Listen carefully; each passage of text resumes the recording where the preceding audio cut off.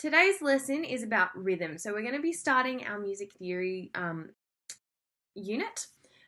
Today's is about rhythm. So I've got my good friend Animal here from the Muppets. He's my favourite Muppet. I love him so much. And we're going to start learning the language of music. Now, for some of you, this will be super easy and you will have done it a million times before. For some of you, this will be brand new.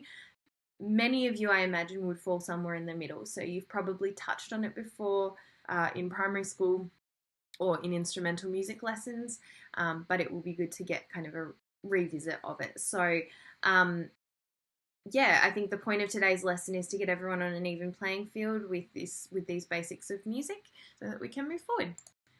So here we go. What do we know about rhythm? We know that rhythm is musical timing. We know that it's how musicians keep time with each other. And we know that it's particularly important for drummers and percussionists, but every musician needs to know about it. It's very, very important. Okay. What do we still need to know? All right, we need to know the different notes, their names and their values. All right, so notes represent certain things in music and we need to know about that. We need to know the rests that match the note and what the rests mean. And we need to know how we set this all out in music so that it makes sense. So for today, we're going to be looking at these first two dot points, the different notes and rests, and then we'll focus on this other dot point a little further down the track. All right, so here we go. This is the most important slide for today's class. All right, we are about to learn each of the notes in music, or I should say some of them. There are more. All right, so this guy is kind of a squashed circle. He actually has a name. His name is a semibreve. Today I'm also going to teach you the American name for these notes. Not so much that we're going to use the American name, but more that there are programs and games and stuff that do use the American name. So it's worth knowing them. So the American name for a semibreve is a whole note, and it is worth 4 beats. All right, so if I pop on my keyboard over here, and if I was to pick a note, have I got it working here? Yep, there we go. If I was to count in 4, 1, 2, 3, 4, 1, 2, 3, 4. Hopefully you could hear that, and I held that note for 4 beats. So that's a semibreve. All right. Our next note is kind of a semibreve with a stem. Okay, and it's called a minim. Now notice how minim is spelt, M-I-N-I-M. It's what's called a palindrome. It's spelt the same way forwards as backwards. A lot of people misspell it M-I-N-U-M, so just be careful with that. Its American name is a half note. All right, so if our semibreve's a whole note and our minim's a half note, let's halve 4 beats, and a minim is worth 2 beats. Cool. Our next note is this guy, so it's basically a coloured in minim. All right, so we're sort of adding something each time we come down. All right, and it's called a crotchet. Again, just pay attention to the spelling. There's a T in the middle that a lot of people forget. All right, I am a stickler for spelling correctly when we're talking about music notes. A crotchet is a quarter note. All right, so if we take our whole note and we quarter it, it's worth 1 beat. All right, so I forgot to play you a minim, so let's play you a minim on my keyboard. 1, 2, 3, 4. 1, 2, 1, 2. All right, so it's worth 2 beats each. Our crotchets 1 beat each. 1, 2, 3, 4. 1, 2, 3, 4. So I had 1 note on each count that I was counting. I hope that makes sense. It's a little waffly. All right, our next note is actually my favorite. I am that much of a music nerd that I love certain music notes more than others. So this is a crotchet with a tail. All right, and it's called a quaver. All right. Our quaver is called an 8th note in America, and it is worth half a beat. All right, now because it's worth half a beat, often you will see quavers paired in 2s. The reason for this is that if you pair them in 2s, that makes them equal 1, because a half plus a half equals 1.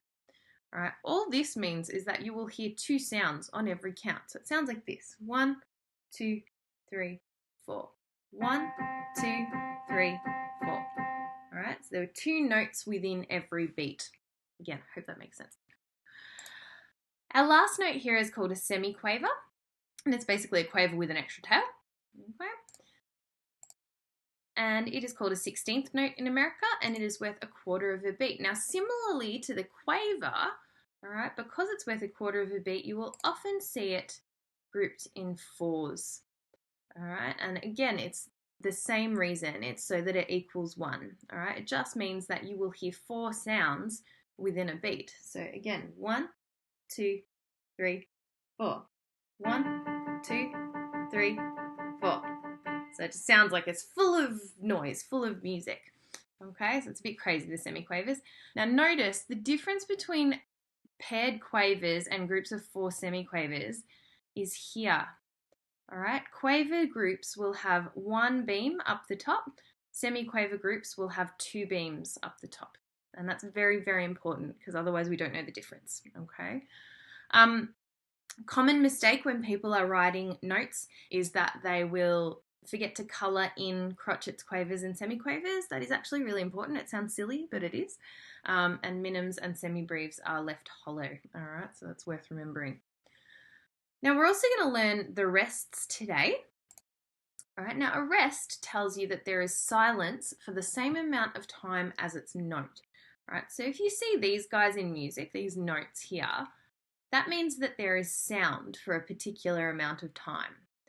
If you see a rest, that means that there is silence for that amount of time. All right, so a semibreve rest looks like an upside down top hat. Okay, and that just means be quiet for 4 beats. All right. The minim rest is a right way up top hat, and that means be quiet for 2 beats.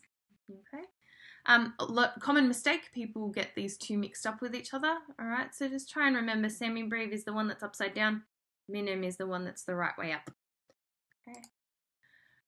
A crotchet rest looks kind of like a wonky lightning bolt. While you guys are in lockdown, spend some time practicing how to draw one of those. It's a little tricky, but it's totally achievable. All right, and again, be quiet for 1 beat. All right, our quaver rest looks like a wonky 7, and again, be quiet for half a beat. And our semiquaver rest is our quaver rest with an extra tail, and be quiet for a quarter of a beat. All right, so I hope that makes kind of a bit of sense at least. I will revisit this for you, I promise. Okay. All right, so here we go. The last thing that we need to learn today is what a dot does to a note. All right, so sometimes you will see notes that look like this or this. So it's just one of those notes we just learned with a dot next to it. Okay. What a dot does is it adds half of the value of the original note to the note. For example, if our minim is worth 2 beats, all right, and our dot represents half of that minim, then our dot is worth 1 beat because 1 is half of 2. All right, so this here is essentially saying, 2 plus 1. So this beat combination here is worth 3 beats. All right, up here we have a crotchet which is worth 1 beat, and we have a dot which is worth half of that value, so it's worth half. And so here we have 1.5 beats. All right, it's a little tricky, so try and get your head around it. I can certainly answer questions about that. You won't need it so much for the work we're going to do today, but it's worth kind of having in the back of your head and knowing that it is a thing. Okay. All right, today's activities. Here we go. We're going to do some stuff. Firstly, I need you to memorize the rhythm values table. Okay, and that might take a little while, and that's totally okay. But the ability to test yourself and know, semibreve equals 4 beats, crotchet equals 1 beat, all that kind of stuff is worth knowing, and also the rests that go with them. Okay, the next thing I need you to do is a worksheet.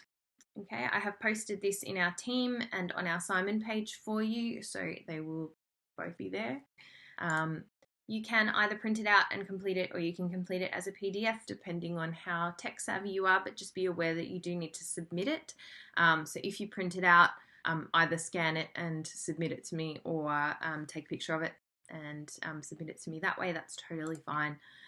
Once you finish, submit it under the it all adds up tab of our Simon page under the classwork section. So if you can't find it, let me know and we can fix that easily. The sheet kind of has things like this on it. All right, it's super simple. Shouldn't take you guys that long at all. So in this situation, we have a crotchet plus a yeah, try again. We have a crotchet plus a crotchet. All right, so that's 1 plus 1 equals 2. Okay. If it helps, and it certainly helps me, I often write the value of each note underneath the note while I'm adding it up. Just to keep my brain happy. And you certainly can refer back to the table whilst you are doing this sheet. So if you wanted to look at this table here while you're doing it, that's totally fine while you're getting your head around it. And yeah, again, if you're struggling with that, please let me know and I can answer the questions. Woo. And then after that, you can have a crack at Rhythm Bandit, which is an online game. I love Rhythm Bandit. I will put the link on our Teams and on our assignment page again. And you will need Flash Player to do this. So make sure that's on your computer. And it just looks like this. So it gives you a few notes and you have to add them up, and it gives you kind of a multiple choice situation down here. It's pretty addictive once you get started. You kind of don't want to stop. So have fun with that. And that's it. If you have any questions, I'll be on the live chat. Or alternatively shoot me an email at Mooch, but right now it's easiest to get in touch with me just on the chat, and I can certainly jump back on the video if you need to talk to me one-on-one about it. But make a start, see how you go, and we'll go from there. All right, go team! Woo!